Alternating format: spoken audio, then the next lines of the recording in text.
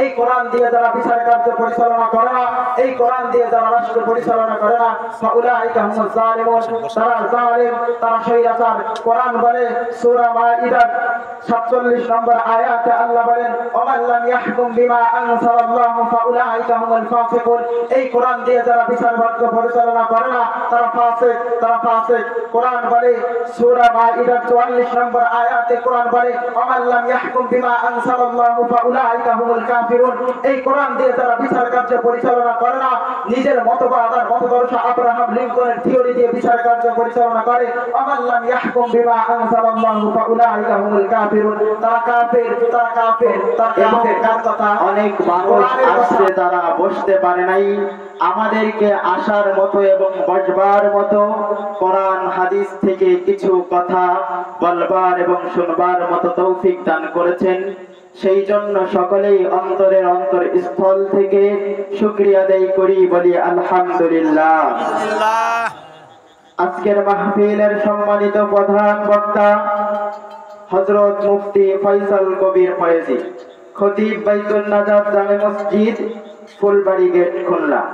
দ্বিতীয় বক্তা হযরত মাওলানা অলিউর রহমান, সহকারী অধ্যাপক, ষাটবাড়িয়া আলিম মাদ্রাসা। আমার পূর্বে মাগরিব থেকে ঈশা পর্যন্ত খুবই চমৎকার ইয়াসিন সূরার তাফসীর আলোচনা পেশ করেছেন আমার সিনিয়র এবং অন্তরঙ্গ বন্ধু হাফেজ মাহদি হাসান ফাহিম, খতিব নাখরাসপাড়া জামে মসজিদ। আজকের মাহফিলের সম্মানিত সভাপতি জনাব ইসহাক আলী বিশ্বাস, আজকের মাহফিলের সম্মানিত সভাপতি কামালহাট নাখরাসপাড়া জামে মসজিদের যিনি সভাপতি আমার দাদা, এবং যার প্রচেষ্টায় আমাদের এই মসজিদটা পরিচালিত হয়, যার দিক নির্দেশনায় আজকের এই মাহফিল পরিচালিত হচ্ছে, জনাব মোহাম্মদ ইসহাক আলী বিশ্বাস। আল্লাহ তাআলা তাকে নেক হায়াত দারাজ করুক, সকলে বলেন আমিন। আমরা মাগরিব থেকে ঈশা পর্যন্ত খুবই গুরুত্বপূর্ণ আলোচনা শুনেছি এবং দিক নির্দেশনামূলক কোরআন হাদিস থেকে গুরুত্বপূর্ণ আলোচনা শুনেছি। শুধু আলোচনা আজকে হইতেছে ব্যাপারটা এমন নয়, যদিও নাখরাসপাড়ায় জামে মসজিদে আজকে প্রথম হইতেছে, কিন্তু আলোচনা প্রতিনিয়ত আমাদের কানে মাহফিলের আওয়াজ আসে, প্রতিনিয়ত আমাদের কানে মাহফিলের আওয়াজ আমরা শুনতে পাই।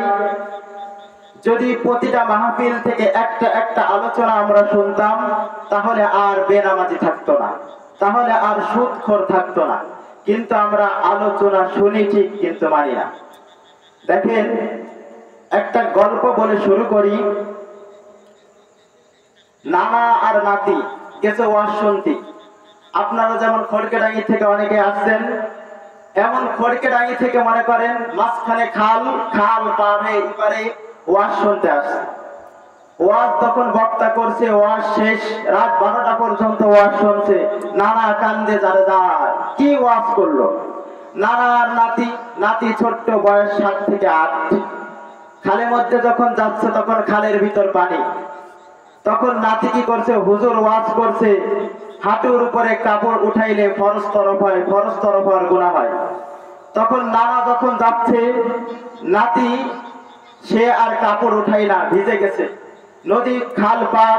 তখন নাতি নানারে জিজ্ঞেস করছে, নানা আমিও খাল পার হলাম, তুমিও খাল পার হলে, আমার কাপড় ভিজে গেল, তোমার হাঁটু পর্যন্ত তোমার কোনো কাপড়ই ভিজলো না, ব্যাপারটা কি? বলে আমি পানি যত দূর উঠেছে কাপড় তত দূর উঠিয়েছি। বলে নানা মাহফিল থেকে কি শোনো নাই যে হাঁটুর উপরে কাপড় উঠাইলে ফরজ তরফ হওয়ার গুনাহ হয়? বলে আজ থেকে প্রায় 20 বছর ধরে ওই এলাকায় মাহফিল হয় উপারে। আমি আজ থেকে 20 বছর ধরে উপারে যাই মাহফিল শুনতি, কিন্তু উপারের মাহফিল আমি উপারে রেখে আসি, ইপারে আর নিয়ে আসি না। ঠিক তদ্রুপ ভাবে যদি আমরা মাহফিলের প্যান্ডেলে যদি ওয়াজ নসিহাত রেখে যাই, কোরআন হাদিস রেখে যাই, তাহলে এই নসিহাত শোনার কোনো লাভ নাই। তাহলে নসিহাত শুনতে হবে কার মতো? নানার মতো না নাতনির মতো? নাতির মতো। ঠিক তাহলে সকলেই মনোযোগ সহকারে, খুব বেশি সময় আমার নেই, অল্প সময়ের মধ্যে সংক্ষিপ্ত আকারে কিছু কথা বলবো। বর্তমান সমাজে যে ভয়াবহ ফিতনা এবং বর্তমান সময় উপযোগী একটা আলোচনা করব। দেখেন, আমাদের ভারত উপমহাদেশ যখন স্বাধীন হয়েছিল, স্বাধীন হওয়ার পরে পাকিস্তান থেকে ভারত আলাদা হয়েছিল, হিন্দুস্তান থেকে পাকিস্তান আলাদা হয়েছিলাম আমরা। কেন আমরা হিন্দুস্তানে থাকবো না, আমরা মুসলমানেরা পাকিস্তান আলাদা রাষ্ট্র করব, ইসলামী শাসন ব্যবস্থা কায়েম করব। কিন্তু পাকিস্তানে আমরা ইসলামী শাসন ব্যবস্থা কায়েম করতে পারি নাই। তারপরে বাংলাদেশ যখন পাকিস্তান থেকে স্বাধীন হলো, স্বাধীন হওয়ার পরে মৌলিক যেই চারটি ভিত্তি ছিল তার মধ্যে একটি ছিল ন্যায় বিচার। কিন্তু সেই ন্যায় বিচার স্বাধীনতার বয়স 50 পেরিয়ে গেলেও আজ পর্যন্ত আমরা ন্যায় পাই নাই, আজ পর্যন্ত আমরা ইনসাফ পাই নাই, আজ পর্যন্ত আমরা শান্তি পাই নাই। তাহলে কেন স্বাধীনতার বয়স 50 পেরিয়ে গেলেও আজ আমাদের ইনসাফ নাই? কেন আজ আমাদের শান্তি নাই? কেন আজ মানুষ রাতের বেলা রাস্তাঘাটে চলতে পারে না ছিনতাইকারীর ভয়তে? কেন বাবা তার মেয়েকে নিয়ে আজ নিরাপদ নয় ধর্ষকের ভয়তে? কেন বাবা তার ছেলেকে নিয়ে আজ নিরাপদ নয়, কখন জানি ছেলেটা মাতাল হয়ে রাস্তায় পড়ে থাকবে? কেন আজ মাজলুম হাহাকার করে তার কোনো বিচার হয় না? আজ কেন ধর্ষকের বিচার হয় না? কেন আমরা কোন শাসন ব্যবস্থার মধ্যে এসে শান্তি খুঁজতেছি? কারণ আমরা ভুল একটা শাসন ব্যবস্থার মধ্যে শান্তি খুঁজতেছি। আসলে শান্তি কোথায়? কোরআনের শাসনে শান্তি নাকি এই তন্ত্র মন্ত্র শাসনে শান্তি? আমরা কোরআন হাদিসের আলোকে দেখব। দেখেন, একটা দেশ এবং একটা জাতিকে যদি সঠিক শৃঙ্খলা ভাবে রাখতে হয়, যদি সেই জাতির মধ্যে শান্তি আনতে হয়, তাহলে সেই জাতির মধ্যে বড় বড় পদ্মা সেতু আর রেল স্টেশন দিয়ে কখনো জাতির শান্তি হয় না, স্যাটেলাইট দিয়ে জাতির শান্তি হয় না। জাতির শান্তি তখন হয় যখন সেই দেশের মানুষ নিরাপদে ঘরে ঘুমাইতে পারে, যখন সেই দেশের মানুষ নিরাপদে রাস্তায় চলতে পারে, যখন সেই দেশের মানুষ দুমুঠো ভাত খেয়ে বেঁচে থাকতে পারে, এটাকেই বলে শান্তি। কিন্তু আমাদের মূল শান্তি নাই, আমরা বাহ্যিক অবকাঠামোগত শান্তি নিয়ে পড়ে আছি। কেন? কারণ আজ সমাজের মধ্যে ইনসাফ নাই, আজ সমাজের মধ্যে ন্যায় বিচার নাই। দেখেন, ন্যায় বিচারটা কি? ন্যায় বিচার প্রতিষ্ঠা না করাই মানে মাজলুমের সাথে গাদ্দারি করা। রাসূল সাল্লাল্লাহু আলাইহি ওয়াসাল্লামের একটা হাদিস থেকে জানা যায়, রাসূল সাল্লাল্লাহু আলাইহি ওয়াসাল্লাম বলেন, সহিহ বুখারীর বর্ণনা 3475, সহিহ মুসলিম 1688, আম্মাজান আয়েশা সিদ্দিকা রাদিয়াল্লাহু আনহা থেকে বর্ণিত, তিনি বলেন রাসূল সাল্লাল্লাহু আলাইহি ওয়াসাল্লামের কাছে একটা চুরির বিচার আসলো। কিসের বিচার? চুরির বিচার। চুরিটা করছে কে? মাখজুম গোত্রের এক মহিলা চুরি করছে। তখন রাসূলের কাছে যখন চুরির বিচার আসলো, তখন রাসূল সাল্লাল্লাহু আলাইহি ওয়াসাল্লামের কাছে সকলেই সুপারিশ করতে চাই। কেন?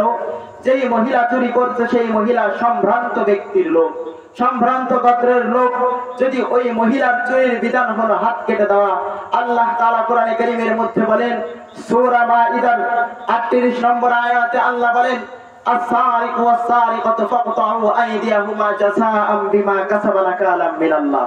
as-sariqu was-sariqatu, চোর এবং চোরনি, হোক সেটা মহিলা হোক সেটা পুরুষ, যেই চুরি করবে, as-sariqu was-sariqatu faqta'u aydiyahuma jazaa'an bima kasaba nakalan min Allah, যেই চুরি করবে সে হোক গরিবের কম্বল চোর হোক, অন্যায় ভাবে মানুষের সম্পদ দখল করে চুরি করুক, রাস্তার কালভার্ট চুরি করুক, পথের মধ্যে ডাকাতি করে চুরি করুক, রাস্তার মোড়ে মোড়ে রিকশাওয়ালা ভ্যানওয়ালার কাছ থেকে ট্যাক্স নিয়ে চুরি করুক, যেই ভাবে চুরি করবে কোরআনের বিধান হলো তার হাত কেটে দেওয়া। যদি এই কোরআনের বিধান থাকতো তাহলে রাস্তার মোড়ে মোড়ে ডাকাত থাকতো না, তাহলে রাস্তার মোড়ে মোড়ে চোর থাকতো না। কেন এত চুরি? কারণ সমাজের মধ্যে কোরআনের এই বিধান নাই, শান্তি আসবে না। কোরআনের বিধান, চোরের হাত কেটে দাও, আজ থেকে কোরআনের আইন জারি করো, এক সপ্তাহ যে চুরি করবে ডাকাতি করবে হাত কেটে দাও, হাত কেটে ভিডিও সোশ্যাল মিডিয়ায় ছেড়ে দাও, এক সপ্তাহের মধ্যে বাংলাদেশে কোনো চোর লুণ্ঠনকারী থাকবে না। কেন এত লুণ্ঠনকারী? কারণ অন্যায়ের বিচার নাই আমাদের সমাজে। যখন রাসূলের কাছে এই বিধান আসলো, তখন রাসূল কোরআনের আদেশ মতো ওই মহিলা হাত কাটবে, তখন সকলেই চিন্তা করলে মহিলা তো সম্ভ্রান্ত একটি লোক, ওই গোত্র যদি হাত কেটে দেওয়া হয় ওই সমস্ত গোত্র রসুলের বিপক্ষে চলে যাবে। তখন রসুলের কাছে এই কথা সুপারিশ করবে কে, বিচারটা একটু নমনীয় করা যায় কিনা। তখন কেউ সুপারিশ করার সাহস পায় না। হাদিসের বর্ণনা, তখন রাসূল সাল্লাল্লাহু আলাইহি ওয়াসাল্লামের পালক পুত্র উসামা বিন যায়েদ এই ছোট্ট পালককে পাঠালেন, তুমি যাও, যাওয়ার পরে রাসূলের কাছে একটু সুপারিশ করো। তখন রাসূলের কাছে উনি যখন ব্যাপারটা বললেন, রাসূল বললেন, ইয়া উসামা, হযরত আয়েশা রাদিয়াল্লাহু আনহা থেকে বর্ণিত, রাসূল বললেন, ইয়া উসামা, হে উসামা, আতাশফা ফি হাদ্দিন মিন হুদুদিল্লাহ, তুমি কি আল্লাহর চুরির বিধানের উপরে আমার কাছে সুপারিশ করতে এসেছো? আল্লাহর বিধান চুরি করলে হাত কেটে দেওয়া, এই বিধানটা কি মওকুফ করার জন্য আমার কাছে সুপারিশ করতে এসেছো? তখন রাসূল সাল্লাল্লাহু আলাইহি ওয়াসাল্লাম বললেন, ইন্নামা আহলাকাল্লাযী ক্বাবলাহুম আন্নাহুম কানু ইযা সারাকা ফীহিমুস সাইফু তারাকা। শুনে রেখো, তোমাদের পূর্ববর্তীরা, এই কারণেই তোমাদের পূর্ববর্তী জাতি সমূহকে আল্লাহ তাআলা ধ্বংস করে দিয়েছেন। তাদের মধ্যে যখন কোন সম্ভ্রান্ত ব্যক্তির লোক চুরি করত, তারা তার বিচার করত না। আজ আমাদের সমাজে আছে না নাই, যদি চুরি, যদি অন্যায় যদি আমার দলের লোক করে তার বিচার হয় না, অন্যায় যদি আমার ছেলে করে তার বিচার হয় না, অন্যায় যদি আমার দূর সম্পর্কের আত্মীয় করে তার বিচার হয় না, অন্যায় যদি আমার গোত্রের লোক করে তার বিচার হয় না। রাসূল বললেন, তোমাদের পূর্ববর্তী জাতিকে এই কারণেই ধ্বংস হয়ে দিয়েছে, কারণ তারা যখন তাদের মধ্যে কোন সম্ভ্রান্ত ব্যক্তির লোক চুরি করত, তারা তার বিচার করত না। পরের অংশে রাসূল বলেন, যখন তাদের মধ্যে ওয়াইদা সারাকা ফীহিমুস যায়িফু আকামু আলাইহি হাদ্দাহ, যখন তাদের মধ্যে কোন দুর্বল শ্রেণীর মানুষ চুরি করত, তখন তারা তার বিচার করত, তার হাত কেটে ফেলতো। বর্তমান আমাদের সমাজে আছে না নাই, যখন মসজিদ থেকে কেউ জুতা চুরি করে তার গণপিটুনি দিয়ে আমরা মেরে ফেলি। যখন ক্ষুধার যন্ত্রণায় একজন বৃদ্ধা মানুষ ক্ষুধার যন্ত্রণায় মাঠ থেকে কোন ফসল চুরি করে, তখন তার বিচারের কাঠগড়ায় আমরা দাঁড় করিয়ে দিই। যখন বৃদ্ধা মানুষ ক্ষুধার তাড়নায় পকেট মারে 150 টাকা চুরি করে, তখন তার গণপিটুনি দিয়ে আমরা কালবাড়ির সাথে ঝুলিয়ে রাখি। কিন্তু যারা একটা কলমের খুঁচা দিয়ে লক্ষ লক্ষ হাজার হাজার কোটি টাকা দেশ থেকে পাচার করে, সেই চোরের বিচার আমরা করি না। রাসূল এই কথাই বললেন, যখন তাদের মধ্যে কোন সম্ভ্রান্ত ব্যক্তির লোক চুরি করত, তখন তারা তার বিচার করত না। যখন কোন দুর্বল শ্রেণীর লোক চুরি করত, তখন তার বিচার করত। রাসূল সাল্লাল্লাহু আলাইহি ওয়াসাল্লাম পরের অংশে ভাষণ দিয়ে বললেন, ওয়াল্লাহি লাউ আন্না ফাতিমাতা বিনত মুহাম্মাদিন সারাকাত লাকাতাতু বিয়াদাহা, জেনে রাখো, ওয়াল্লাহি লাউ আন্না ফাতিমাতা বিনত মুহাম্মাদিন সারাকাত, যদি আমার কলিজার টুকরা আমার কন্যা ফাতেমাও যদি চুরি করত, সারাকাত লাকাতাতু বিয়াদাহা, আমার কলিজার টুকরা আমার ফাতেমার হাতটাও আমি কেটে ফেলতাম। তখন রাসূলের কাছে ওই মহিলা আসলো, রাসূল তার হাত কেটে ফেললেন। দেখেন, আজ পর্যন্ত কোন নেতা বলে না আমার ছেলে চুরি করলে তার হাত কেটে ফেলবো। কেন এত চিন্তায়, এত অন্যায় অবিচার কেন?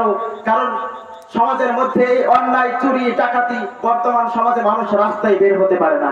কি ভয়াবহ ডাকাতি, কি ভয়াবহ অন্যায়! কেন? চোরের বিধান হাত কেটে দেওয়া। কোরআনের বিধান চালু করো, কাল থেকে শান্তি আসবে। কোরআন ছাড়া মুসলমানের শান্তি আসতে পারে না। আমরা তন্ত্র মন্ত্র অনেক শাসন দেখেছি, কোন শাসন আমাদের এ যাবৎ পর্যন্ত শান্তি এনে দিতে পারে নাই। শান্তি যদি দিতে পারে, একমাত্র কোরআনের বিধান শান্তি দিয়েছে, অন্য কোন বিধান শান্তি দিতে পারে নাই। যখন রাসূল তার হাত কেটে দিলেন, শুধু এটা নয়, মুসলিম যুগে শত শত এমন ঘটনা আছে যেই যুগে ইনসাফ ছিল, কোরআন দিয়ে শাসন প্রতিষ্ঠা হয়েছে, কোরআনের মাধ্যমে শান্তি প্রতিষ্ঠা হয়েছে। আমরা দেখি এ যুগে কোরআনের শাসন নাই, কোরআনের মধ্যে শান্তি, কিন্তু সেই শাসন বাদ দিয়ে আমরা তন্ত্রমন্ত্র শাসন দেখি। আমরা শাসনের তাদেরকে শাসক বানাইতে চাই, যারা চোর লুণ্ঠনকারী তাদেরকে শাসক বানাইতে চাই। ওমর ইবনে খাত্তাবের সময় তার একজন গভর্নর সাঈদ ইবনে আমির আল সুমাই, যখন সাঈদ ইবনে আমির আল সুমাইয়ের বিরুদ্ধে অভিযোগ আসলো, তখন অভিযোগ দায়ের করা হলো। আমাদের শাসক প্রতিদিন সকালবেলা অনেক দেরি করে আসে। শাসককে প্রশ্ন করলেন, ওমর ইবনে খাত্তাব তুমি কেন প্রতিদিন দেরি করে আসো? বললেন, উনি গভর্নর, বর্তমান উনি হিমসের গভর্নর ছিল, বর্তমান সিরিয়া ফিলিস্তিনের কিছু অংশ, আরো পার্শ্ববর্তী এলাকার 3-4টা রাষ্ট্রের গভর্নর উনি কেন দেরি করে আসো? বলে আমার বাসায় কোনো চাকর বাকর নাই, একা একা আমাকে আটা পিষ্টে রুটি বানিয়ে তারপরে আসতে হয়। একজন গভর্নর, তার বাসায় কোনো চাকর নেই। দ্বিতীয় অভিযোগ করলো আমাদের গভর্নর মাঝে কিছুদিন পরে একদিন আসে না। বলে কেন আসো না? বলে আমার একটা মাত্র কাপড়, পরার কোনো কাপড় নাই, ওই একটা মাত্র কাপড় আমি পরিষ্কার করে দিই, সেদিন আমি আসতে পারি না।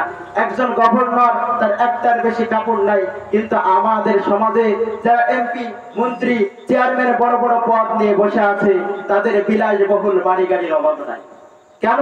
কোরআনের শাসন নাই, জবাবদিহিতার কাঠগড়ায় তাদেরকে দাঁড়াতে হয় না। রাসূল সাল্লাল্লাহু আলাইহি ওয়াসাল্লামের বিখ্যাত সাহাবী ওমর ইবনুল খাত্তাব যখন মুসলিম জাহানের নেতৃত্ব দেয়, কেমন নেতৃত্ব! পুরো পৃথিবী সে যখন শাসন করে, আজকে ডোনাল্ড ট্রাম্পের যেমন ক্ষমতা, সারা পৃথিবী তার কথাই চলে। ওমর ইবনুল খাত্তাব যখন জুমার নামাজের খুতবা দিলেন, জুম্মার নামাজে বাইতুল মাল থেকে কাপড় এসেছিল, সকলে এক এক টুকরো করে কাপড় পেয়েছিল। ওমর ইবনুল খাত্তাব এক টুকরো কাপড় পেয়েছিল, কিন্তু সকলের কাপড় দিয়ে জুব্বা বানিয়েছিল, সকলের জুব্বা শর্ট শর্ট। ওমর ইবনুল খাত্তাবের জুব্বা খুবই লম্বা। সকলের মনে সন্দেহ হলো যে ওমরের জুব্বা এত লম্বা হয় কিভাবে? আমরাও তো কাপড় পেয়েছি, খলিফাও তো কাপড় পেয়েছে, খলিফাকে বাইতুল মাল থেকে চুরি করেছে নাকি? এত লম্বা হলো কিভাবে? তখন এক সাহাবী দাঁড়িয়ে গেলেন, দাঁড়ার পরে জিজ্ঞাসা করলেন, আল্লাহি লা নাসমাউ লাকা হাত্তা তুখবিরানা, আপনার খুতবা আমরা শুনব না। খলিফার সামনে বললেন, আপনার কথা আমরা শুনব না। কেন শুনব না? মিন আইনা লাকা হাদা সাউবুত তাবিল, যতক্ষণ পর্যন্ত আপনার লম্বা জুব্বার কথা না বলবেন, এত লম্বা জুব্বা কোথায় পেয়েছেন আপনি? আমরাও তো একই কাপড় দিয়ে জুব্বা বানিয়েছি, আমাদের জুব্বা এত লম্বা হয় নাই, আপনার জুব্বা এত লম্বা হলো কিভাবে? তখন ওমর ইবনুল খাত্তাব বললেন, তার ছেলে আব্দুল্লাহ ইবনে আমরকে দাঁড় করিয়ে দিলে বললেন, তুমি এর ব্যাখ্যা করো। তখন আব্দুল্লাহ ইবনে আমর বললেন, জেনে রাখো, আমার পিতা বাইতুল মাল থেকে চুরি করে নাই, আমার পিতার ভাগে যেই জুব্বার কাপড়টা পড়েছিল, আমার ভাগেও এক টুকরো পড়েছিল। আমার পিতার জুব্বা হইতেছিল না বলে আমার এক টুকরা কাপড়টাও আমার পিতাকে দিয়েছি, দেওয়ার পরে 2 টুকরা কাপড় নিয়ে আমার পিতার জুব্বাটা বড় হয়েছে, বাইতুল মাল থেকে একটা চুরি করে নাই। তখন ওই সাহাবী বললেন, আল আনা কুল ইয়া আমিরুল মুমিনিন নাসমা ওয়া নুতিআউ, এবার আপনি কথা বলেন, এবার আপনি খুতবা দেন, এখন আপনার কথা শুনবো। দেখেন, আজ পর্যন্ত আমাদের শাসকের সামনে এমন দাঁড়িয়ে কথা বলা যায়? যাবে, এখনো যাবে, যদি কোরআনের শাসন প্রতিষ্ঠা করেন।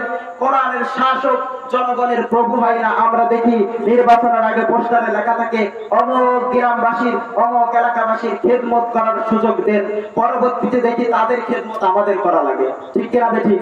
ঠিক। যদি প্রকৃতপক্ষে শাসক জনগণের প্রভু না হয়ে শাসক জনগণের গোলাম হতে চাই, তাহলে কোরআনের শাসন ছাড়া সম্ভব নয়। ওমর ইবনুল খাত্তাব উনি বলেছিলেন, ওনার কাছে যখন পাহারাদার নেই, একজন জিজ্ঞাসা করলো, আপনার কাছে পাহারাদার নেই কেন? উনি বললেন, দেখো, শাসককে পাহারা দেওয়া জনগণের কাজ নয়, বরং জনগণকে পাহারা দেওয়া শাসকের কাজ। তাই তো ওমর ইবনুল খাত্তাব রাতের আধারে মানুষের অলিতে গলিতে ঘুরে বেড়াতেন। কোন শাসক, কোন মানুষ না খেয়ে ক্ষুধার যন্ত্রণায় ছটফট করতেছে, নিজের কাঁধে আটার বস্তা বহন করে সেই ক্ষুধার্ত ব্যক্তির মুখে তুলে দিয়েছেন। কিন্তু আজকে আমাদের সমাজে কি হয়? আমাদের বাড়ি বাড়ি চাল তো দেওয়া দূরের কথা, আমরা যদি বোর্ড অফিসে যাই কত কিছু করা লাগে, তারপরেও 30 কেজির কথা বলে বাসায় এসে দেখি 25 কেজি আর 5 কেজি হারাই যায়। ঠিক না ঠিক? ঠিক। যদি আপনাদের অধিকার যদি বুঝে নিতে চান, তাহলে কোরআনের শাসন ছাড়া সম্ভব নয়। ওমর ইবনুল খাত্তাব কি বললেন? উনি বলেছিলেন, আমার রাজ্যে যদি একটা গাধা না খেয়ে মারা যায়, আমার রাজ্যে যদি একটা গাধা ফোরাত নদীর তীরে চলবার জন্য রাস্তা সমান করে না দেওয়ার কারণে, যদি উঁচু নিচু হবার কারণে যদি পড়ে আঘাত খেয়ে উচট খেয়ে পড়ে মারা যায়, আমি খলিফাতুল মুসলিমিন জবাবদিহিতার কাঠগড়ায় দাঁড়াইতে হবে। কেন ওই গাধাটাকে চলবার জন্য রাস্তা সমান করে দিতে পারো নাই? কেন ওই গাধার মুখে খাবার তুলে দিতে পারো নাই? নাকরাস পাড়ার মানুষ চিন্তার বিষয়। উমর চিন্তা করছে যে যদি গাধা জন্য রাস্তা সমান করে না দিতে পারি, গাধা উচট খেয়ে পড়ে মারা যায়, আমাকে আল্লাহর দরবারে দাঁড়াইতে হবে। কিন্তু আজ আমাদের চলার জন্য একটা রাস্তা নাই। আমাদের শাসকের কাছে আমাদের গাধার মতো মূল্য নাই। যদি থাকতো তাহলে একটা রাস্তা থাকতো। দেখেন, যদি প্রকৃতপক্ষে অধিকার বুঝে নিতে চান, কোরআনের শাসন লাগবে। কোরআনের শাসন ছাড়া অধিকার বুঝে নিতে পারবেন না। রাসূল সাল্লাল্লাহু আলাইহি ওয়াসাল্লামের যুগ পেরিয়ে, ওমর ইবনুল খাত্তাব পেরিয়ে যখন আলী রাদিয়াল্লাহু আনহুর যুগ আসলো, আলী রাদিয়াল্লাহু আনহু এক ইহুদি ওনার একটা ঢাল হারিয়ে গেল, যাওয়ার পরে ওই ঢালটা পেল এক ইহুদি। আমার কথায় কোনো সুরটুর হবে না, এইভাবে শোনা লাগবে। অনেকে এত বিরক্ত হতে পারেন যে সুরটুর নেই আবার কিরাম আমার কথায় আর আমি তখন আলী রাদিয়াল্লাহু আনহু যখন সেই ঢাল দিলেন, তখন ওই ঢাল একজন ইহুদি পেল। কে পেল? ইহুদি যখন ওই ঢালটা পেল, পাওয়ার পরে ওই ইহুদি ঢালটা আর দিল না। তখন আলী রাদিয়াল্লাহু আনহু তখন খলিফা, তখন উনি দেখলেন ইহুদি ঢাল পাইছে, তখন কাজীর কাছে বিচার দিল। কাজী সোরা ওনার কাছে যখন বিচার দিল, বলে এই ইহুদির ঢালটা তো আমার। তখন কাজী ইহুদিকে ডাকলেন, বলে এই অভিযোগ কি সত্য? ইহুদি মিথ্যা বলল না, খলিফা মিথ্যা কথা বলছে। তখন আলী রাদিয়াল্লাহু আনহু বললেন, উনি তো জানে যে আলী মিথ্যা কথা বলতে পারে না, বলে আপনার কোন সাক্ষী আছে? খলিফাকে জিজ্ঞাসা করছে আপনার কোন সাক্ষী আছে? অর্থাৎ বর্তমান ডোনাল্ড ট্রাম্পের একটা ঢাল হারিয়ে গেছে, সে কাজীর দরবারে আদালতে উপস্থিত হয়েছে। সেই ডোনাল্ড ট্রাম্পকে জিজ্ঞাসা করা হচ্ছে যে আপনার ঢাল, এটা আপনার কোন সাক্ষী আছে? কেমন শাসন ব্যবস্থা! তখন বললেন, আমার তেমন কোন সাক্ষী নাই, আমার ছেলে হাসান আছে। তখন আলী রাদিয়াল্লাহু আনহু বললেন, হাসানকে ডাক দাও। তখন হাসানকে ডাকা হলো। বললে, ছেলের জন্য পিতার সুপারিশ তো গ্রহণযোগ্য না, পিতার জন্য ছেলের সুপারিশ গ্রহণযোগ্য হতে পারে না। তখন বললেন, আপনি কি শোনেন নাই? তখন জানিয়ে দিলেন ইবনে মাজার 118 নম্বর হাদিস আব্দুল্লাহ ইবনে আমর রাদিয়াল্লাহু আনহু থেকে বর্ণিত। তিনি বলেন, আল হাসান ওয়াল হুসাইন সাইয়্যিদা শাবাবি আহলিল জান্নাহ। হাসান হুসাইন হলো জান্নাতি যুবকদের সর্দার। জান্নাতি যুবকদের সর্দারের সাক্ষী গ্রহণ হচ্ছে না। কেন? কারণ ওই যে পিতার ক্ষেত্রে ছেলের সাক্ষী গ্রহণযোগ্য ইসলামে হয় না। তারপরে কি বলছেন? ওয়া আবুহুমা, এবং তাদের পিতা আলীকে বলা হচ্ছে খায়রুম মিনহুমা, তাদের থেকেও উত্তম। তার কথা মিথ্যা প্রতিপন্ন হচ্ছে সাক্ষী না জানার কারণে। তখন ঢাল ইচ্ছায় অনিচ্ছায় কাজী বিচার করে দিয়ে দিল ইহুদিকে। ইহুদি দেখার পরে হতভম্ব হয়ে গেলে, এই কেমন শাসন ব্যবস্থা, এই ধর্ম সত্য। তখন ইহুদি কালেমা পড়ে মুসলমান হয়ে গেল। কেন হলো? ইসলামের শাসন ব্যবস্থায়। আজ আমরা শান্তি খুঁজতে চাই, তন্ত্র মন্ত্র দিয়ে শান্তি খুঁজতে চাই, কোনোদিন শান্তি আসবে না। শান্তি যদি পেতে চাই, কোরআনের শাসন লাগবে। শান্তি যদি পেতে চাই, ইসলামের শাসন লাগবে। রাসূল সাল্লাল্লাহু ওমর ইবনুল খাত্তাবের যুগে মিশরের গভর্নর সাঈদ ইবনে আমর ইবনুল আস যখন মিশরের গভর্নর, তখন মিশরের গভর্নর আমর ইবনুল আস হওয়ার পরে মিশরে একটা দৌড় প্রতিযোগিতা হলো। দৌড় প্রতিযোগিতায় মিশরের গভর্নরের ছেলে অংশগ্রহণ করলো, এবং সাঈদ মিশরের একজন বিধর্মী একটা লোক, কিপ্তি বংশের একটা লোক, সেও দৌড় প্রতিযোগিতায় অংশগ্রহণ করলো। ঘটনাক্রমে গভর্নরের ছেলে দৌড় প্রতিযোগিতায় পরাজিত হলো, এবং কিপ্তি বংশের যেই লোক ও বিজয়ী হলো।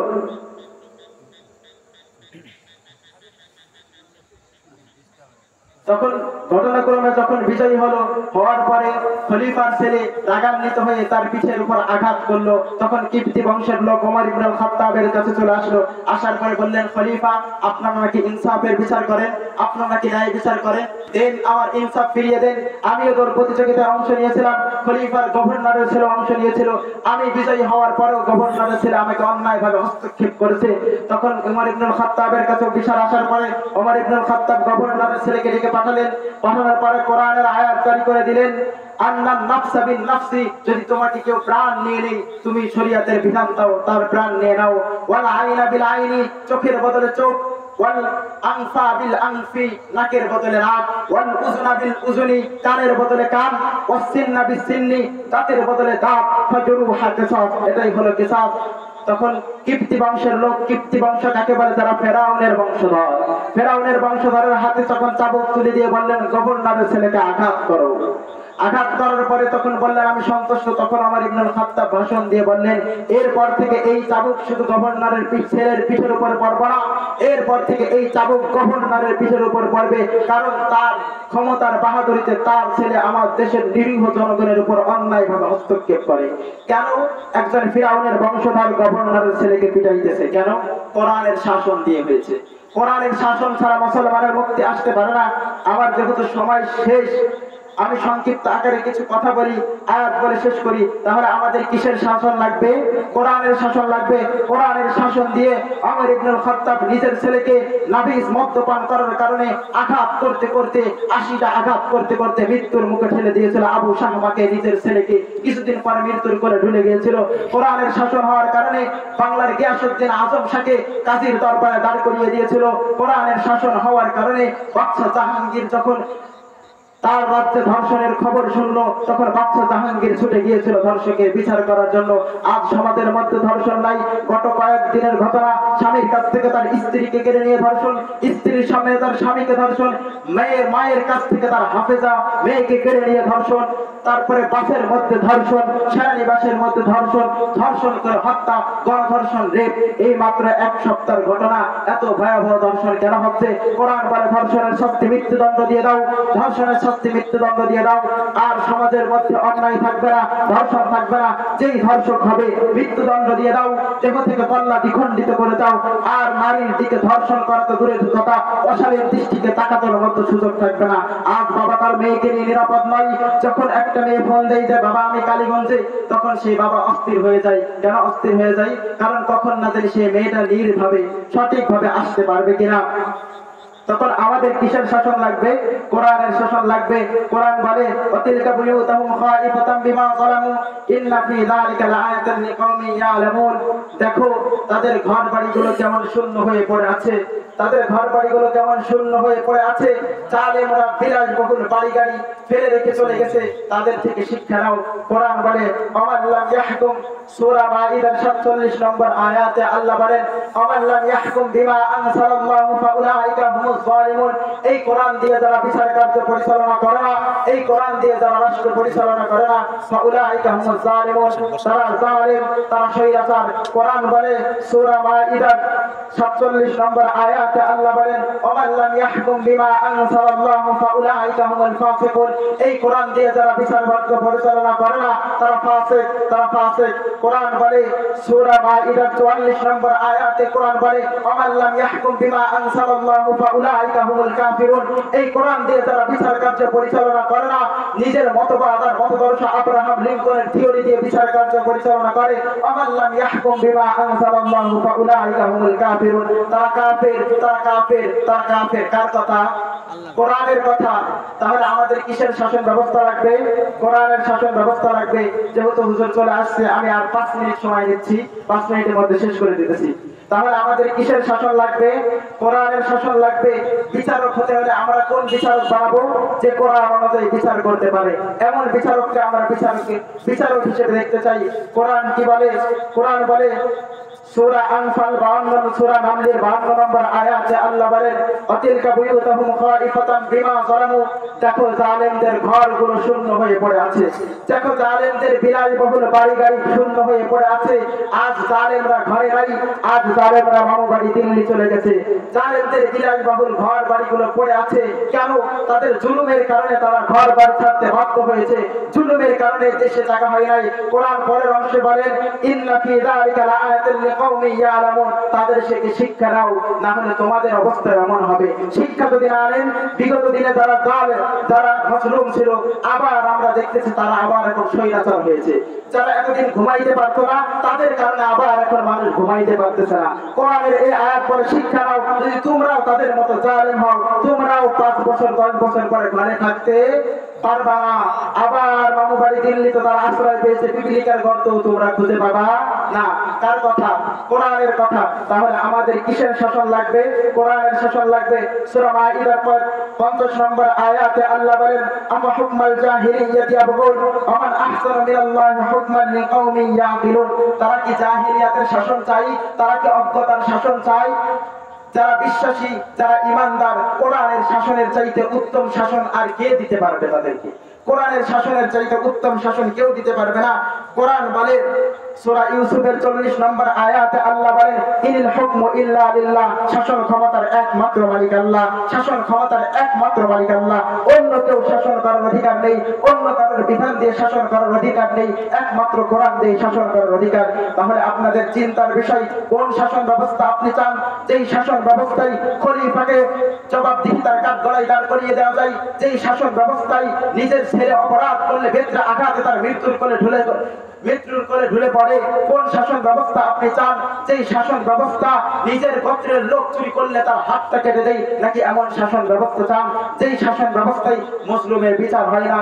আমার ক্ষমতা আছে, আপনার টাকাও নাই, আপনার ক্ষমতাও নাই, আমি আপনাকে হত্যা করার পরেও আপনি আমার বিচার করতে পারবেন না। কেন? আপনি মুসলিম, আপনাকে জিনাদার কোর্টে যাওয়া লাগবে, ইত্যাদি ইত্যাদি কত কিছু করা লাগবে, শেষ পর্যন্ত আমাকে ফাঁসির কাজটা নিতে পারবেন না। আমার টাকা আছে, আমার ক্ষমতা আছে, আমার বিরুদ্ধে মামলাও করতে পারবেন না। তাই যদি না হতো ঢাকা মোহাম্মদপুর আব্দুল্লাহপুরের টুঙ্গি ভয়াবহ যে অবস্থা, এমন সন্ধ্যা লাগলে ডাকাত এমন ভাবে বের হয়, একজন লোক বলে যে তার প্রায় খামার থেকে প্রায় 100টা গরু নিয়ে গেছে, সেই লোকটা মামলা করতে পারে নাই। কেন? মামলা করলে আবার মৃত্যুর হুমকি দিয়েছে। কেন? এই কবজি কাটা আনোয়ার একদিনে তৈরি হয় নাই, এমন নেতা নেত্রীদের ছত্র ছায়ায় এই কবজি কাটা আনোয়ার তৈরি হয়েছে। কেন হয়েছে? কোরআনের শাসন নাই। কোরআনের শাসন যদি থাকতো, কবজি কাটা আনোয়ারেরও বিচার হতো। এই আনোয়ার কার ক্ষমতার বাহাদুরিতে মানুষের কবজি কাটে, তার বিচারও হতো। তাহলে আমাদের শান্তি কিসে আসবে? কথা বলেন। আজকের মাহফিলের আলোচনার মূল পয়েন্ট এটা, আমাদের শান্তি কিসে আসবে? কোরআনের শাসনে। আমরা কোন শাসন ব্যবস্থা চাই? কোরআনের শাসন ব্যবস্থা চাই, ইসলামের শাসন ব্যবস্থা চাই। আমরা 50 বছর যে তন্ত্র মন্ত্র শাসন ব্যবস্থা দেখেছি, শান্তি দিতে পারে নাই। যে দেশটা সারা পৃথিবীতে শান্তি প্রতিষ্ঠার দাবি করে, আমেরিকা তারা শান্তি রক্ষা বাহিনীদের শান্তি প্রতিষ্ঠার দাবি করে, আমরা দেখি সারা পৃথিবীতে অশান্তির দাবানল তারা জ্বলায়। সারা পৃথিবীতে তারা মুসলমানদের উপর নির্মম ভাবে পাখির মতো গুলি করে হত্যা করে। কিন্তু যদি কোরআনের শাসন ব্যবস্থা যদি মুসলমান আসে, তাহলে মুসলমানের শান্তি, তাহলে মুসলমানের মুক্তি, তাহলে বাবা তার মেয়েকে নিয়ে নিরাপদ, তাহলে সন্তান তার মাকে নিয়ে নিরাপদ, তাহলে মাসলুম আর আহাকারী শোনা যাবে না। আপনি যদি মাসলুম হন, কোন এমপির বিরুদ্ধে আপনি বিচার করলে এমপি গ্রামে এসে আদালতের কাঠগড়ায় দাঁড়াইতে বাধ্য। যদি আপনি এমপির কাছে প্রশ্ন করেন, এত বছর সরকার থেকে এত টাকা পেয়েছেন, এত টাকা আপনি কিভাবে খরচ করেছেন, জবাব দেন, এমপি সাথে সাথে জবাব দিতে বাধ্য। কোন শাসন ব্যবস্থা এটা হবে? কোরআনের শাসন ব্যবস্থায়। আর কোরআনের শাসন ব্যবস্থা যারা মানে না, আল্লাহর ডিসিশন ফাইলাম ওমান লাম ইয়াহকুম বিমা আনজালাল্লাহু ফাউলাইকা হুমুল কাফিরুন। এই কোরআনের শাসন ব্যবস্থা যারা মানে না, তারা কাফের। যাই হোক, যতটুকু আলোচনা করলাম, আলোচনার মূল পয়েন্ট, আমরা কোরআনের শাসন ব্যবস্থা চাই। কিসের শাসন ব্যবস্থা? নাকি এখান থেকে গেলে আবার ভুলে যাবো? 2 টাকার চা আর বিড়ি পেলে আমার ভাইয়ের চরিত্র ফুলের মতো পবিত্র বলবো না। আমরা কোরআনের শাসন ব্যবস্থা চাই। যতটুকু আলোচনা করলাম, হুজুর চলে এসেছে।